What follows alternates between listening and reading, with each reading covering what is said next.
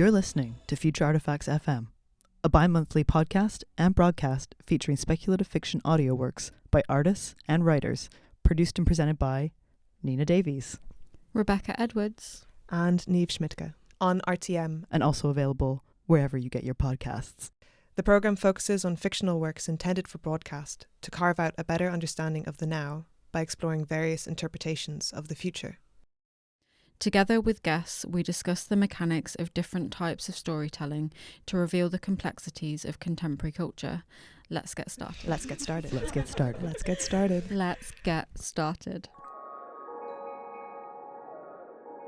Okay, welcome back to Future Artifacts FM. I am your host, Nina Davies, and I'm Rebecca Edwards. And I'm Niamh Schmidtke, and this is episode 31. yeah. We're continuing on with the mini-series we started in the last episode as a chorus, and today we're really excited to have Most Dismal Swamp here, showing some audio extracts from his recent film, Bastard Fields. Welcome to the show, Dane. Oh, Welcome, Dane. Hello, thank you so much. How are you doing today? Wonderful. Okay, cool. Someone told us we never asked them. How are you? We were like, how are you? We just jumped straight in. Yes, very excited to have Dane on the show. Anyone who maybe hasn't listened to the last episode, the miniseries as a chorus, we're looking at choirs and songs as forms of storytelling and collaboration. And most specifically, how does this perspective translate to artists whose collaborative process goes beyond the baseline level of working together to something more akin to developing together? You can listen to the last episode for more context, and we also have the full little curatorial statement-y thing on Instagram. But I'm going to pass over to Rebecca now. Yeah, thank you, Niamh. So I'm just going to introduce Dane. Most Dismal Swamp is a mixed reality biome, a place and a practice where dank miasma of fictions, artists, model worlds, adversarial realisms, external hard drives, camera tracking data, campfires, opaque rituals, game engines, amateur heresies, visual effect, plugins, and other animals come together. Emerging from the curation, artwork and research of Dane Sutherland, Most Dismal Swamp's multimedia projects involve collaboration and convivial speculation with many other artists. These projects are modular and densely populated, presented across various immersive and bespoke installations and online. Multi-user shared hallucinations dredged from the slumgullion swamp of adversarial digital platform and neural media. A rigorous acid pessimism inspires the work of Most Dismal Swamp, an acerbic yet playful immersion into the composite hallucinatory life worlds, game spaces and protocols that make up the hostile architecture of our shared platform-mediated crises. It's the best bio I've ever read. I was actually thinking I might need to edit that down a bit. when you said you give long answers, I was like, I think I get it now. So good. Oops. Well, so we're doing something different, slightly different for this episode. Dane's provided us with an excerpt from your work, Bastard Fields. And we're going to split up this excerpt into two parts. So not following our usual format of just playing the work and then heading into the conversation. We're going to kind of pace it with the work. Before we go into the work, Dane, is there anything that you want to say about the overall work of Bastard Fields? Or do you want to save that for the conversation later? If you want to see the full project, it is being presented at Autotelic Foundation's Bacon Factory space in London until mid-December. But it lives online as well at the Vienna Digital Culture website. So perfect. Yeah. So you can still experience it. You can watch it in bed anytime you want. I would imagine that's the best way of viewing. Yeah, I made it in bed. Yeah. Oh, that's such a good way to make artwork. Is there any way anything you'd like people to know before they listen to these extracts, or is there a particular way you'd encourage people to listen if they're able to? I do recommend headphones because I recommend headphones. I recommend headphones as well. Before listening to this first extract, there is a section that includes the voices of two young boys and simulated violence, including a scream and the sound of a gunshot. Okay, so we're going to listen to the first part, and we'll see you back in around 5-ish minutes. Okay, Cool. bye.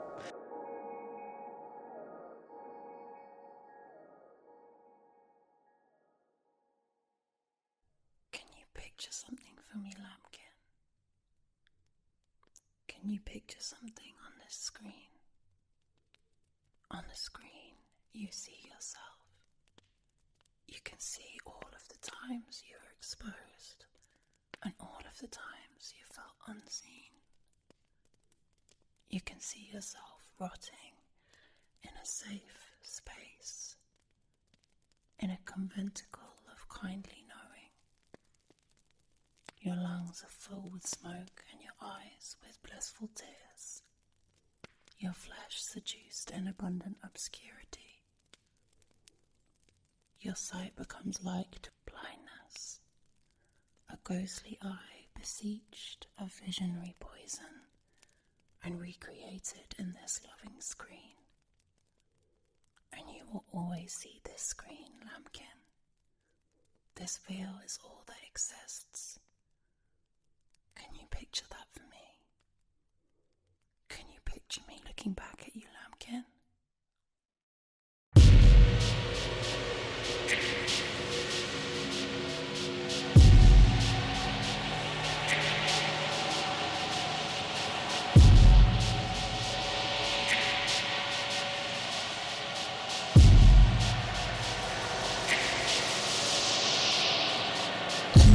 Remember that feeling we once had when all we could do was observe what we had become a part of? A poor, vibeless world with nothing but the impossibility of not playing a part in its great board. When we look at each other and ask to choose our own hallucination to invest in, to live in, to choose to poison ourselves for something other than stored bitterness and unclean data. When there was nothing but the most trifling of chances, like it was so fucking unlikely that not only would we find ourselves comprised of everything that was needed to be something and sustain it and call it a life, but that this thing would be the worst variation of a scheme. Real misery, man.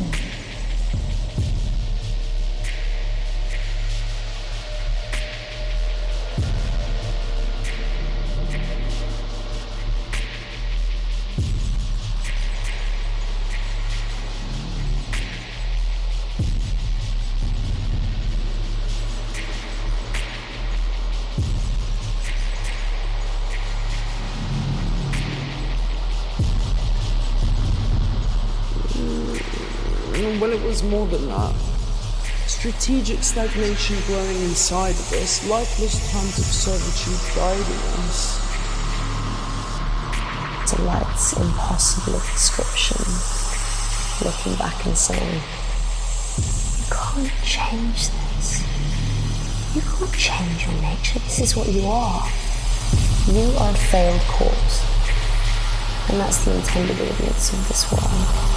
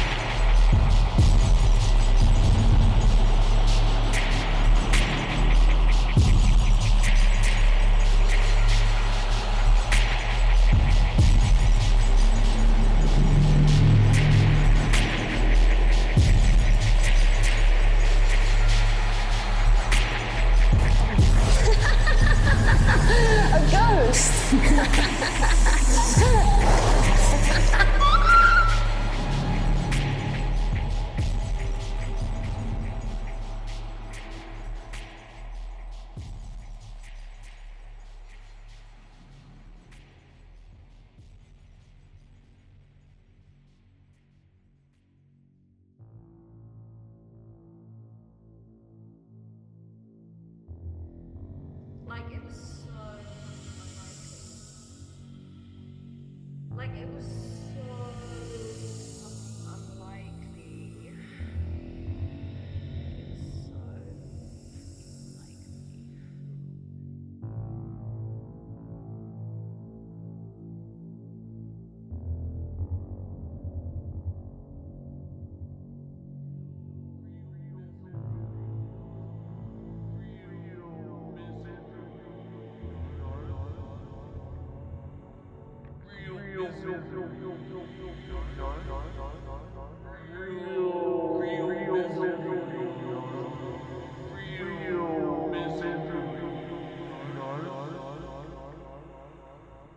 was so unlikely.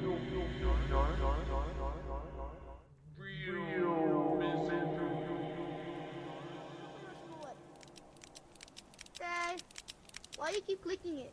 Because it randomizes it, Dilly. Alright, so Dilly, so Dilly, I can't really aim at myself, so you're gonna have to aim at me, okay? Alright, so first time, alright, so it's my turn. Blank. Alright, Dilly, you aim at me and shoot. Okay, blank. Okay. Get into me, Billy! Dilly! I got you! I don't like this. I don't like this game. Alright, Dilly, before you shoot, make sure to lower down this lever right here, okay, Dilly? Oh, before I shoot? Yeah, before you shoot. Alright, good, Dilly. I don't want it. I don't like this. Alright, Dilly.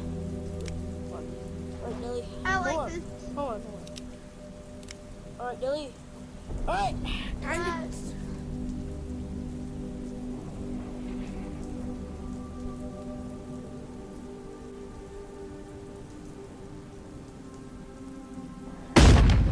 Holy shit! Dilly!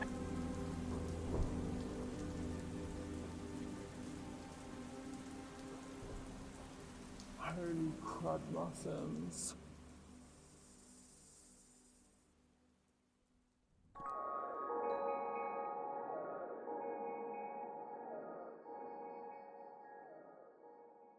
Okay. Welcome back. Hope you enjoyed the first part of Bastard Fields. So just to start things off, Dane, I wanted to talk about the two narrators at the beginning of the work. And you've decided to call them the creative directors. I don't know whether that's actually like in the work that you would know. For listeners, you might not know that these are the creative directors, but that's how you've kind of cast them. So what kind of production are they directing, and how does this relate to your role as the sort of curator of most Dismal Swamp? Or is there a relationship to these characters? I think first to explain the characters, it's a bit of a implicit thing, apart from when you read the credits and you see that they are called the creative directors. I don't know how important that is, other than kind of my own kind of understanding of who they were when I was kind of trying to write the role and write the characters and develop those with the actors as well. And they ended up kind of just being these cobbled together monstrosities, and the creative director was a good kind of central term to kind of gather together these monstrous elements that I was maybe scraping from the internet or finding in funny tweets or quotes or something. So I feel like there's a lot of slightly obnoxious or entitled kind of tones and, quotes from people's tweets that I found to be quite obnoxious as well, which were kind of just forced in there as well. Also, kind of the creative director being a kind of really interesting figure to consider right now, potentially, as someone who is involved in developing or presenting a kind of body of work with multiple people. So in that sense, there's definitely a kind of relationship to what I do with most Dismal Swamp as well. But these specific ones, these kind of quite monstrous figures of creative directors, they're almost like an amateur kind of cult leader, or at least someone who's in this kind of deep, kind of encrypted cult space where you can't quite make full sense of what they're saying, but maybe there is a bit of a resonance to some of the terms or phrases that they're using. They feel very much like hype men. Yeah, almost. Exactly. There's kind of these like a kind of composite of like hype and hallucinatory kind of But jargon. I sort of feel like I'm being I feel like they're quite coercive. The Yeah. creative directors, like the way that they're kind of like whispering and going in between like one ear and the other. I kind of feel like they're. I kind of feel like they're like trying to get in my head a bit. And is that something that you were kind of doing purposefully? Yeah, exactly. So I mean, there's kind of the logic.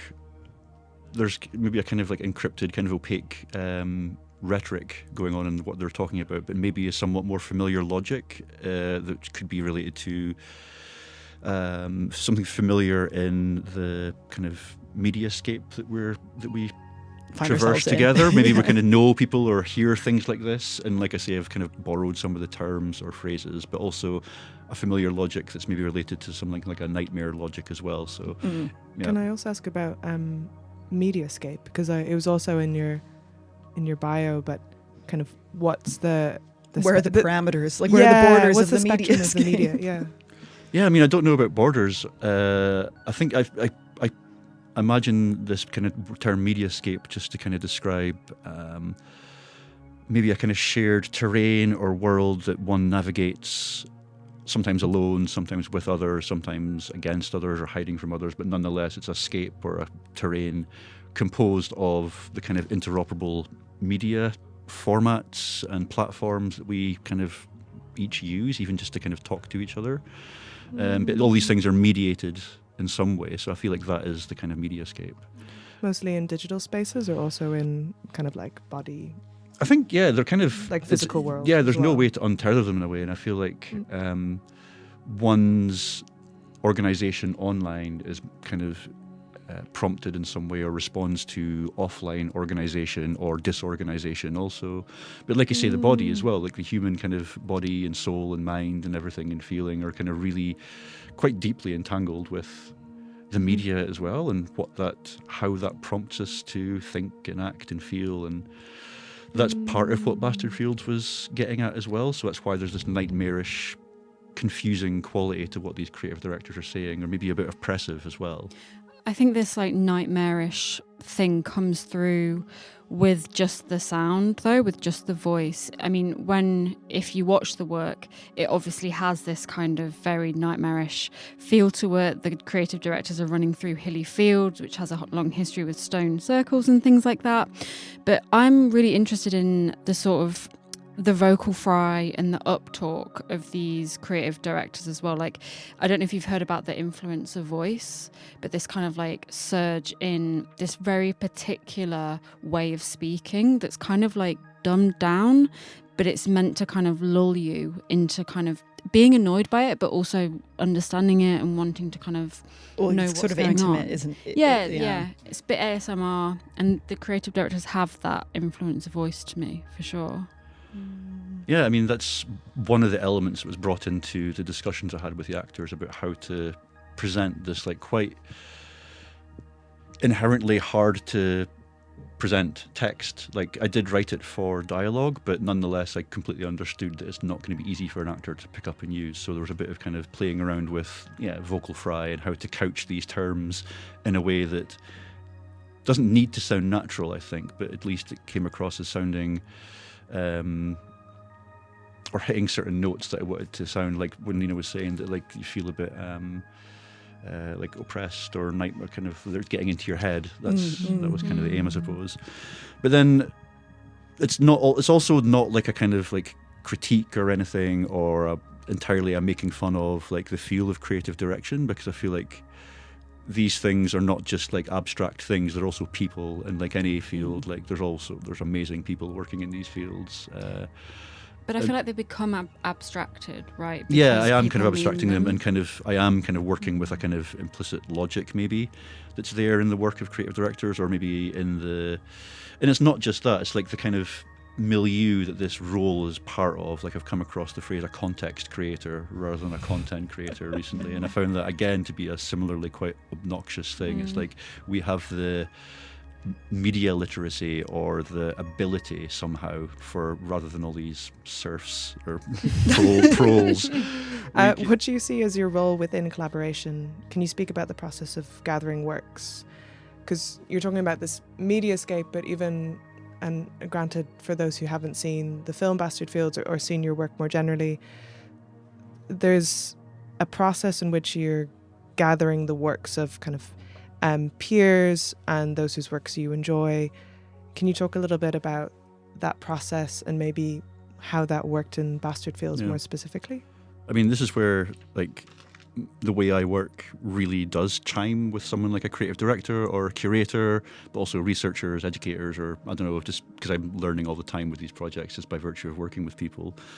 But then how that kind of feeds into a practice that is also becoming more and more a like quite deep commitment that is corrupting the practice by proxy to these kind of like dismal realities. So it's becoming really part of the thing it's ostensibly critiquing in a way. Mm-hmm. But then collaboration really comes into that. So like, I think what kind of like prompts the collaboration in the first place is actually total self-indulgence. Okay. Because like I am very much like at the center of the production.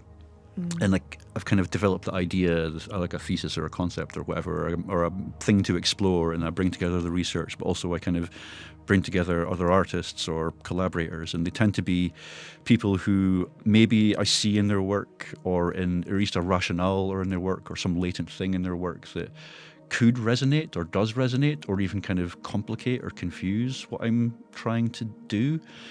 And that kind of really feeds into the idea that I kind of try to nurture in these projects, which is each of the collaborators are kind of part of their own world that I can maybe kind of index within this kind of artifact I'm developing. So I'm kind of thinking of a kind of thing like maybe cargo cults from like Melanesia, where something like maybe a kind of Western artifact washes up on the shore, and that has no bearing within their kind of, I don't know, semiotic space or like shared imaginary. So it's seen as a kind of like artifact of the gods or something, or it's kind of worshipped, or they try to kind of perform a ritual like an airplane landing thing to get a plane to land again, that kind of thing. So it's a kind of outside influence that's, and that I see that's kind of part of like some of the works that's come in, like that I work with. So there's like maybe sculpture or performance. Or I'm actually always really amazed by how many people you get on board for your projects, like reading the credits. I just think because you feel very fluid as a curator, artist, producer, whatever you want to call Most Dismal Swamp in reality. It feels very fluid. It feels like these things kind of, you maybe meet someone and then they come on board at a particular time. Like, I don't know how you do it. I don't know how you get so many people on board to create something that feels so finished when it also feels like everything is very sporadic.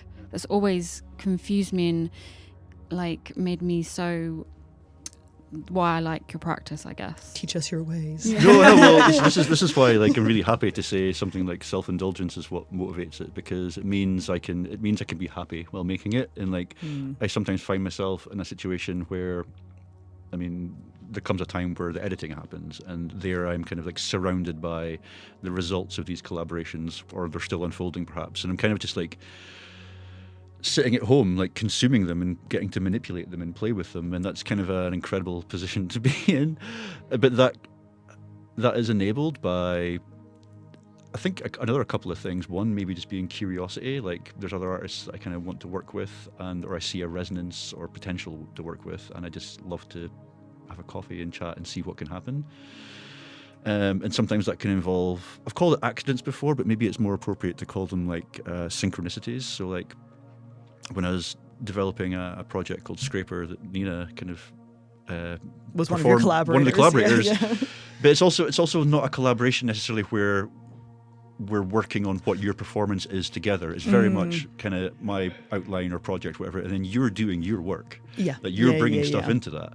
Yeah. But the synchronicity for me was that like you had planned to like have this like bionic step. Well, you did do that. I did bionic step, but I think I did like I was like really obsessed with at the time. This is my interview with these like videos on TikTok of people trying to catch rare AIs, which meant that they like would use the AI anime filter and then like put just random objects, like household objects, on their face to try and like get this rare AI. And I was sort of like thinking about and there was something about when you told me about your idea, I was like, oh, I think this kind of like this kind. It was sort of like a work that didn't have a life. That I was like, sort of, like, I don't know where this is an idea. I don't know where it's going to go. That's what but it felt gets like to kind of have a home. when we were shooting. It felt like it didn't have a home yet, or you weren't sure about it, or something. I don't know, but like it seemed to like immediately click with me. That's lovely because it means that there's no hierarchy. That's what it feels like in your work. It's not like you're the overarching like god of most Dismal Swamp. It's like you call them swamp angels? Like I had done, but like I feel like initially that was kind of not helpful in terms of crediting people properly. Fair. And actually saying to the audience, this is what people actually did. Right. It was like leaning too much into the fiction. Yeah. You spoke before about needing to make Bastard Fields as also thinking about sites of gathering while we're living in times of really polarizing and like quite fascist politics. And one of the things that's coming up in this conversation for me is kind of your role as a gatherer. I mean, how do you like that process of making, in terms of that process of like gathering work and working collaboratively, in terms of there's a piece of an idea here, kind of like how can I bring it to this other point together with you, and like we both work with it separately then. Like, why does that feel so important now?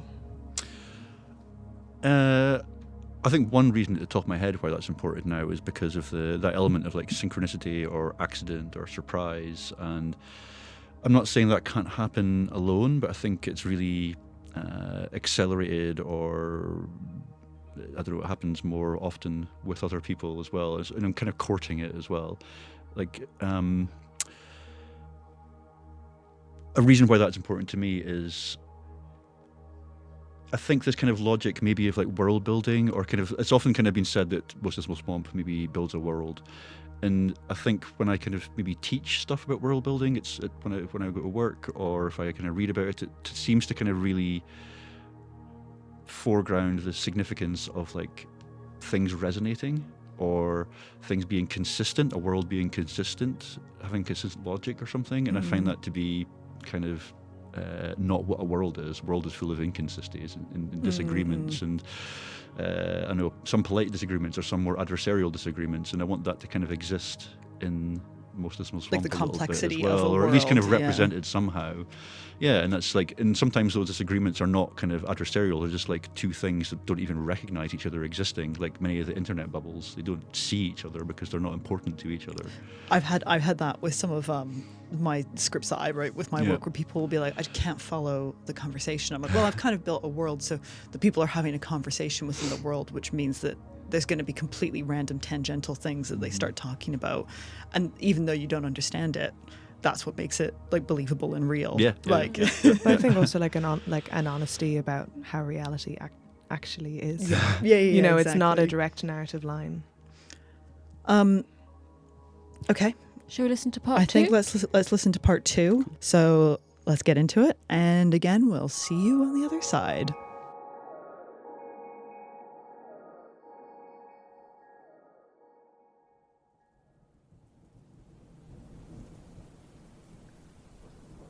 I have 4 or 5 things I have to say to you this night.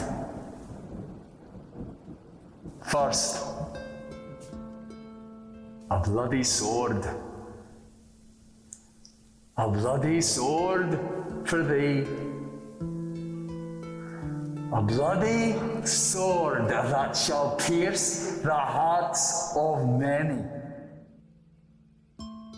These hearts, in their unredeemed state, thus immersed in flesh and soul, are benumbed, asleep, or intoxicated by the poisons of the world. A bloody sword for thee. Second, many miles may ye travel, and shall see nothing but desolation and ruinous wastes in thee, inside and out.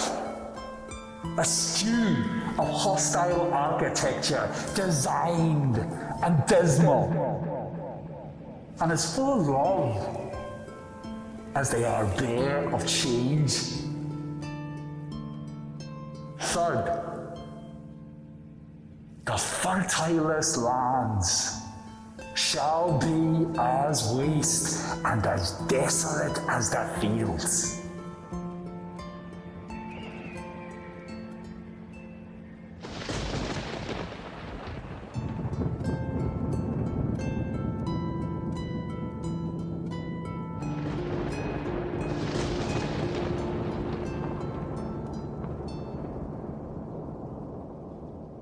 Fourth, motherless and child shall be ripped and dashed in pieces. Though in the midst of moss, far distant from any dwelling, she reproduced a covenanting epoch of beggarly data poison. Fifth, many a conventicle has been had on thee, but ere long we shall have a conventicle that will make thee tremble. Oh, how many a preaching has been had on thee, but ere long we shall preach by splinternet and fire and bloody sword.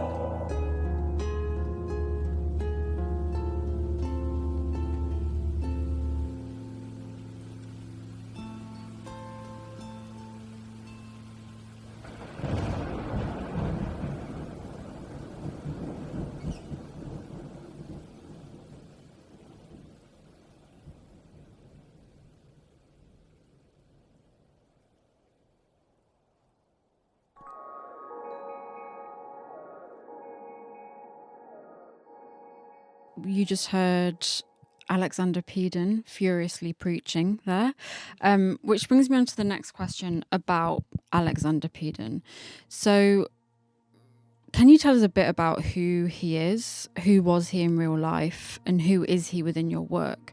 Because from my research, it seems like he was widely regarded by his followers as a prophet, and he had visions and predictions about the future. And there's a famous story that involves him praying 11 miles away from this particular event and then having a vision of this covenanter, John Brown, being shot by government troops. So he kind of predicted this quite momentous event for that time. So, yeah, just tell us a bit about who he is. Yeah, I mean, a lot of the initial research for the Bastard Fields kind of stemmed from looking into, from different angles, a history of the Covenanters in Scotland, this like 17th century kind of outlawed kind of Christian group. The kind of king at the time had kind of outlawed this flavour of Christianity. So the Covenanters kind of took to the hills of Scotland to pursue the kind of religious gatherings. And one thing that I kind of drew from this was the kind of the seeking of a safe space, or an ostensibly safe space, which is also in a very hostile environment, a very unforgiving environment, where the hills and fields are absolutely freezing and windy and horrible, but also there's like militias actually out to kill you as well. So there's a kind of like to try to seek safety among this infrastructure or this invisible kind of like atmosphere of, I don't know, fear. And Alexander Peden was someone who organised a lot of these field conventicles. These field conventicles were kind of these outside kind of gatherings, and they were a terrorist act. They were illegal. So that kind of seems to resonate with kind of the prescription of kind of otherwise peaceful organisations nowadays. So some of the kind of text or some of the script is like taken directly from some of his preaching, but I've kind of added to or changed quite a lot of it. For the Bastard Fields, I thought it was quite interesting to have this person who is organising a kind of community outside of or in an unorthodox way in a kind of unsafe or kind of like challenging space. And you can't tell necessarily whether he's maybe a kind of amateur preacher in the film or whether he's just someone who is kind of firing people up, which is also kind of a beautiful thing and kind of necessarily these days as well, like you said, with like current state of like politics and But also it kind of feeds into, just reminds me of like 20, 25 years old now, but the very start of Sarah Ahmed's The Cultural Politics of Emotion, she brings up, I think it's like a quote from like the BNP or something, just to kind of locate the emotional resonances that are in some of the kind of less obvious language they're using, and how that kind of creates an emotional response in their supporters. And that's kind of the same with a lot of the fired up language in the script here for Alexander Peden.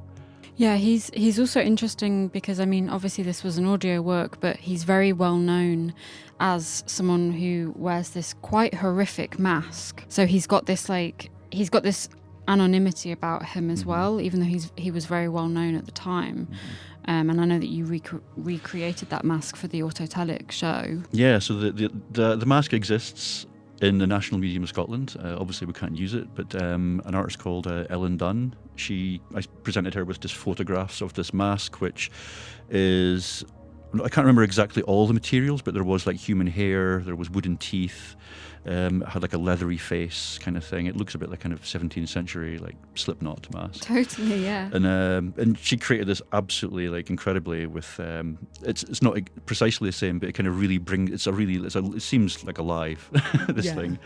And it was worn by actor John Nyagam and kind of performed in it so well. But yeah, the idea of masks came into Bastard. It allowed me to explore masks again, like in this project, as kind of maybe an avatar or an anonymity device. I also want to ask about the gathering within particular parts of the landscape. I know that Peden's Cove is named after Alexander Peden, and it's also where you filmed part of the Bastard Field. So maybe talk us through a bit about maybe like where he gathered, why he was gathering in these particular places, what it meant for the people that followed him as well to kind of go to these very remote parts of Scotland. I think it was just out of necessity in terms of finding places that were remote, difficult to find, but also had a bit of safety. So Peden's Cove is a kind of chasm with a river, and so it's a little bit sheltered with woods, but it's also it's outside in Scotland. It's going to be not the nicest place in the world. And yeah, there was a lot of commitment involved with travelling to these places as well, like on foot and staying hidden, staying warm, staying alive. So yeah, there's the amount of commitment involved in just like organising and meeting together to carry on this religion. It's making me think about types of resistance as well. As researching into the Women's Greenham Common, the anti-nuclear movement in the 80s, and listening to kind of women speak about being part of that. And one of the things they spoke was kind of being in these tents in the winter, you know, like, and living there for a decade in tents in the winter, and thinking about also that sort of what's your conviction for like a cause, whether that be kind of this almost cult-like faith or whether that be for something that's political. And I guess there's kind of this teetering as well that we're talking about in terms of like the need for, let's say, a very charismatic leader, you know, and then but what are they leading you in? And of course with Scotland as well, this kind of part of a context is this as well, is that it was an English king saying you can't practice this to Scots. So yeah, like you say, they're bound up in the commitment. There's also things like charisma and like maybe this hallucination that comes with commitment to like a world or a religion or something. One thing I found interesting when we had our pre-show chat was you were talking about the sections that we're listening to in these extracts as songs, and we also spoke a lot about kind of the role of music in how we're listening to the work, kind of like as a way to sort of choreograph the visual elements of the film. But can you talk a bit about what the role of music is for this piece, and why are you thinking of these sections as potentially songs? Yeah. I mean, I suppose in some ways, quite simply, maybe they just are songs, perhaps, because people are sharing existing songs. So, I mean, with previous projects, I've always been really keen to work with someone and commission like a soundtrack, a new body of kind of music and audio and sound design. And with this, it was more of a kind of going back to like thinking about mixtapes or a playlist or something. And it kind of like feeds into this idea of like a sketch show or something, especially like one like Blue Jam or Jam from the 90s, which was almost like a kind of weird ambient mix mixtape combined with like weird hallucinatory kind of narratives. So obviously I'm taking quite a lot from that. With these specific ones, those are in the scene with the creative directors, there's a song by Mick Harris, which really, when I kind of for that scene or that kind of part of the video, I really had in my head a kind of mood or atmosphere. It was quite oppressive, or even like the kind of architectonics of feeling like you're inside an underground space. I felt like that song kind of had that quality. And even going back to like a really old project that I did, like Swamp Protocol in 2018 or 19, where I think like the musician who created the music for that, Annie Knops, she created this very architectonic, spacious kind of thing. So that's just something that I'm maybe intuitively drawn to. Whereas with Alexander Peden scene, Ange Halliwell had this like really beautiful harp piece. And there, it's a good example of why I think of these things as songs, because the script that I've already written, but also how it's been presented by the actors and how it's been recorded or how I can edit it, along with additional sound design, has to kind of really collaborate with the music. If it exists already, it has to fit somehow. So it does the cadence, it kind of starts off in the script, but then it's further pushed by the actor who puts a lot of thought into it and wondering why these words are being said, but then it also gets pushed further by the music as well. Another amazing synchronicity for me was that harp song was called Lullaby for the Dead, which is to me kind of perfect for the Bastard Fields as ostensibly the main character, the CGI bog body, which might suggest, or is my suggestion, that we are kind of all bog bodies, like within this mediascape. We're kind of buried in this world where we become a kind of composite of the world and our kind of flesh. We're kind of deeply quite entangled with that. And so this kind of lullaby being for the dead or for a bog body, but also a lullaby being something that entrances you and enchants you and lulls you into a kind of place of kind of safety or feeling or not feeling or kind of not being awake, or I don't know. And yeah, one of the things I kind of explore throughout the project is maybe this being lulled into either sleep or even a kind of state of anesthesia, and what that means to kind of manipulate how one feels or doesn't feel something. I think, but then the lullaby for the dead almost is like... It's like an oxymoron. Yeah, or like, what is it? Don't have ears. Yeah, like what is it lulling it out of, like what is it lulling it into, or is it about going into like a deeper... something deeper, or is it about kind of like an awakening of something? Yeah, I mean, like, and also, so going deeper into sleep as a kind of like maybe as a rigorous practice as well, like a lucid dreaming or something. And also, I mean, the kind of constant nesting of these fictions or scenes kind of maybe suggests a kind of like deepening kind of stack of hallucinations that just keep going down and down and down.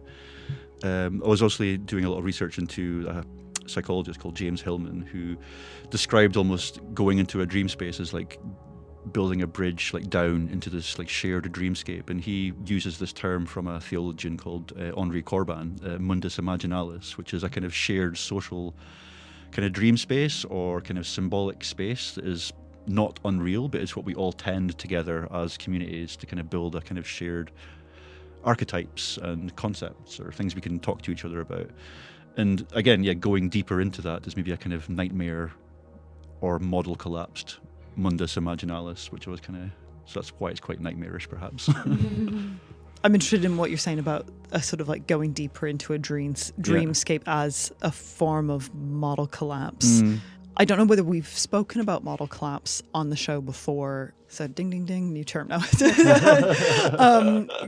Could you kind of explain how you're thinking about model collapse, and then also like... Yeah, I mean, I can kind of explain it from someone who's researched a bit, but not from a kind of computer scientist. So there's probably computer scientists listening who could like massively correct me. I don't think we have any computer scientists followers. To me, it seems to kind of describe this phenomenon, which I find hard to not see in almost any...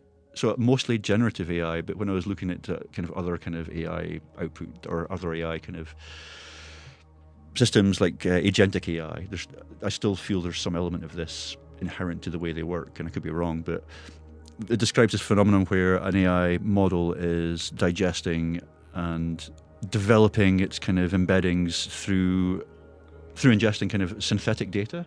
So data that other AIs have output or it has output itself. So it's a kind of self-cannibalizing thing. But also in this, the very kind of architecture of how an output is generated, it kind of refers to these embeddings in the model that are built through a kind of statistical extrapolation or a statistical median in a graph of what these things are. So, and this to me represents a kind of epistemicide or kind of removing of outlier data or outlier perspectives or identities or whatever, or at least kind of putting them in a setting them in a particular way. Yeah, because when everything is the median, Mm-hmm, when everything is the middle, there is no room for extremes, right? Yeah, I guess so, yeah. I mean, there are kind of instances where it's been suggested that platforms like Facebook actually encourage extreme behaviour that happens on them so that their models can then start to better predict those behaviours. So I think there is a kind of, this is still trying to figure out. That's. Well, I guess that also goes around engagement. You know, even I'm thinking about when people are reviewing things, like we spoke earlier a little bit about where some of the scripts came in terms of these extremes, especially Alexander Peden's voice. There's a part of it that to me felt like angry Reddit forums. And thinking about when you're going online to write something online in terms of in a forum space or in a review, you're usually not writing a review because you think it's really, really good. You're usually writing a review because you're really, really angry, or you have some kind of slightly spicy take that you think someone else would enjoy to read. Yeah. Like I was talking with a friend yesterday about Letterboxd and how they wrote this comment about the film Blitz being really, really bad. They were really angry at it. And it became this really liked comment because it was just kind of this hot take about what it was. But I think that Alexander Peden's voice in this has that feeling as well of sort of an AI trying to figure out, it's like, okay, so what is like the extreme voice, or what is the voice that feels charismatic, and that might be the thing that's sort of liked the most. You know, it's like it's voted up in a social media stream or something, which would be the one that is oftentimes the most negative. I think that habit of like takes and spicy takes and platinum takes that you're describing really like feeds into or has something to say about this idea of gathering that you've brought up already, which is like, to me, this kind of the necessity for a hot take, but also the effectiveness of a hot take to gather so much likes and traction is really based on this kind of maybe trying to have a super impactful individual position on something rather than a contribution to something, which maybe involves more than one person, that involves multiple people working together. I don't know, but maybe that's a bit unfair and a bit black and white, but it does seem there's two potentially different logics there. It's kind of making me think, I can't remember if I've already spoken about it on the show, but I remember like a few years ago I was reading this book called Can the Left Learn to Meme?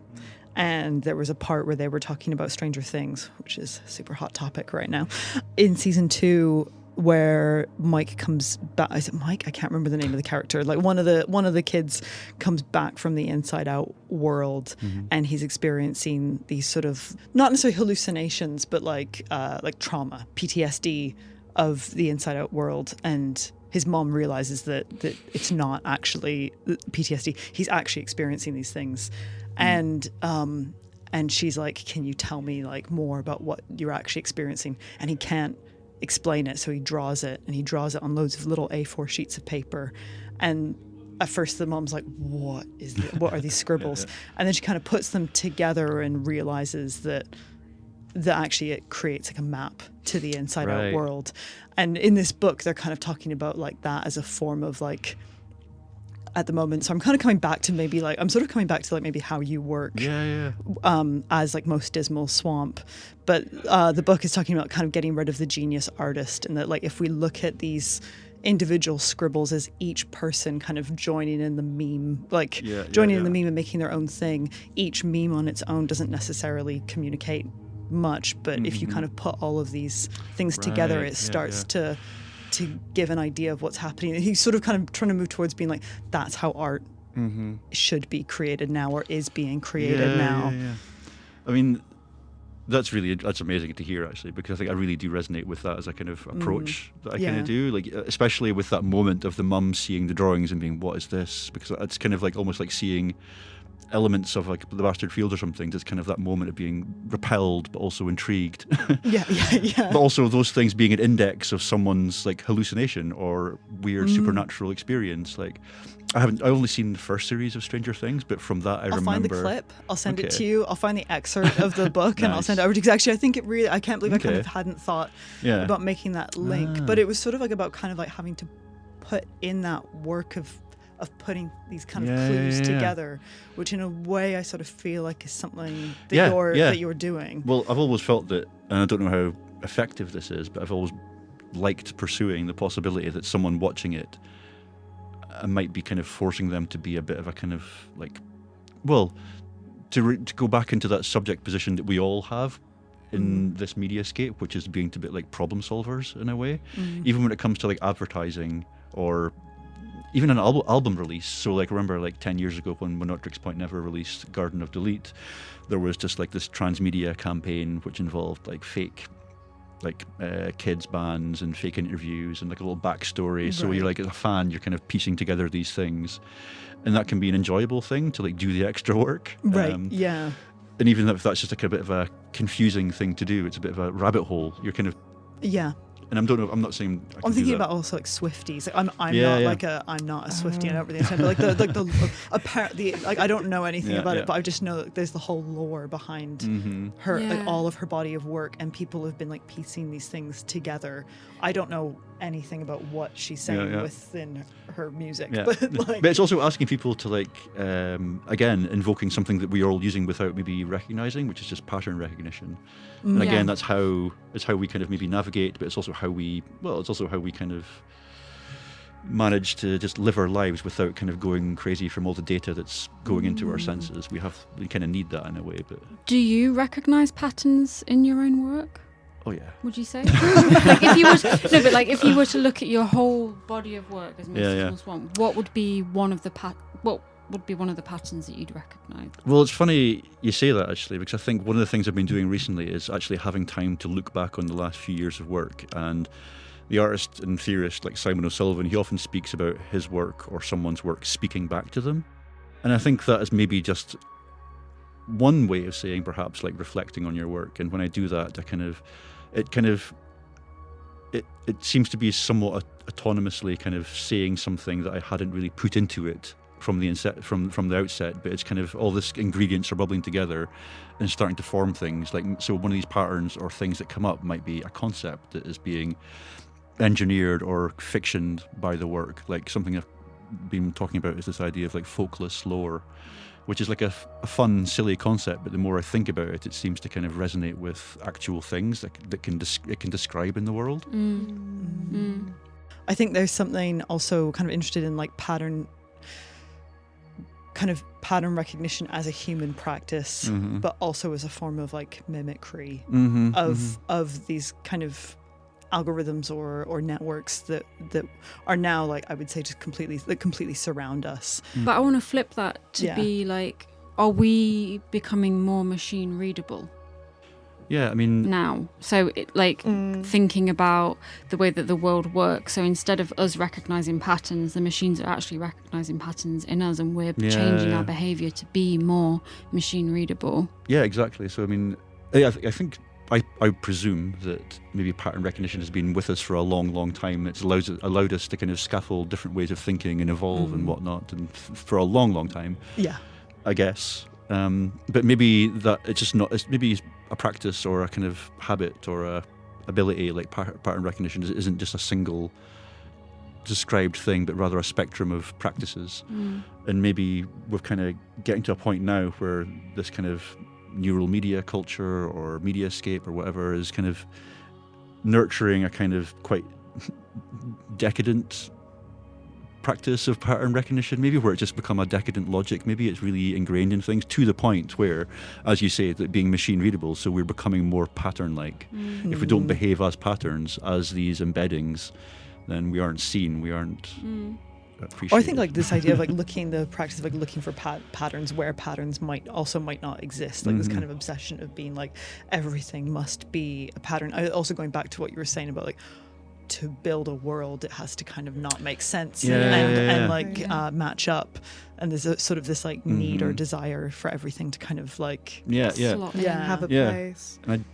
And just as a formal thing, the relationship between patterns and chaos is really interesting, which is kind of what you're getting at as well. But that reminds me of like when we were talking about music and the impact that has. It's also just a much more kind of broader influence for me. I always look to music as an interesting influence or inspiration.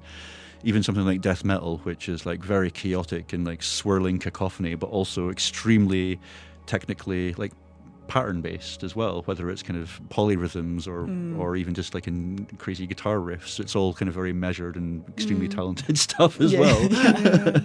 It's also making me think about then the role of the outlier, like in terms of like pattern recognition. My mum was doing a data analytics course, which involved a lot of like statistical representation, and so it was talking about like the median and the mean and so forth. It was talking about kind of the role of the outlier and how oftentimes the outliers almost become like a separate. Now I may be incorrectly paraphrasing her here, but like the outliers become like a separate data set. Right? So then there's a part of when we're talking about pattern recognition and kind of moving like the pattern as well, then what happens to the outlier? And I guess coming like out of mediascape and into like the body, it's like, okay, so then which bodies, which potentially goes to kind of the representation of accents in the work, like which bodies, which voices are the median or the mean, which are the outlier, like dependent on certain like context or culture or so forth. I mean, I think maybe a lot of these kind of outlier like fields or data sets, or sometimes they're not data sets, because I mean an artist like Mimi Onua has a project called a library of missing data sets, where it's these kind of data sets that just don't exist. They're kind of through routine data aggregation, they're kind of just either not seen or they're ignored. So she has data sets of, say, I don't know, people in prison impacted by a housing crisis, or kind of like, I don't know, trans violence or something like that. And it's like, just missing from the actual data set in the first place. So in that sense, they're outliers. But another thing I think is maybe that these outliers are super valuable as well. For, like I've mentioned, like Facebook, perhaps, well, I read in a book by Al Weisman and Matthew Fuller, they were talking about platforms such as Facebook encouraging extremist behaviour, encouraging outlier behaviour so that they can perfect their machine reading kind of models. And that can kind of be apparent to me in kind of other projects, even kind of maybe relational aesthetics, kind of community art projects where a lot of kind of outside or others are kind of valued for what they can bring to a work or an institution. Whether that's like, I don't know, some kind of community that an artist kind of airdrops into to kind of engage with, or whether it's creating a data set of like choral singers throughout the UK, which are kind of regional singers, kind of queer choirs, and those identities are really important to exonerate the de-regionalised output of those models. Yeah, when you say, because I think there's something interesting about like the specifics of that group that is othered in then when they're taken out of context, right? So what do you, when you say de-regionalized, what do you mean? I think the regional kind of qualities of something that is being, say, like ingested or harvested or leveraged in some way, that's a value, that's a social capital that you can't kind of fake. Apple, for instance, in the early 2000s would Sherlock products, so they would kind of use the kind of products developed by indie developers because they had a certain social capital that they couldn't deliver or just invent. And I think that's, when I say de-regionalised, I think that's kind of what the process of, say, something like an AI model does. It kind of de-regionalises those things and creates a more kind of generic, median kind of statistical extrapolation of these specificities. So the specificities are still in the output, but they're more of a kind of like, a mulch. Okay. I think sadly we're going to have to stop there because we've run a bit over, but we could have just kept talking. I felt like we were just starting into a new conversation. But maybe we'll just have to have you back on the show. Well, thank you. I really, really, really appreciate like the questions and you guys' thought. Thank you. This comes out just before Christmas. Oh, great. Happy holidays. So happy happy holidays. Happy Hanukkah. Happy everything. Kwanzaa. Be happy. Winter solstice. And we'll see you in 2026. Bye. Bye.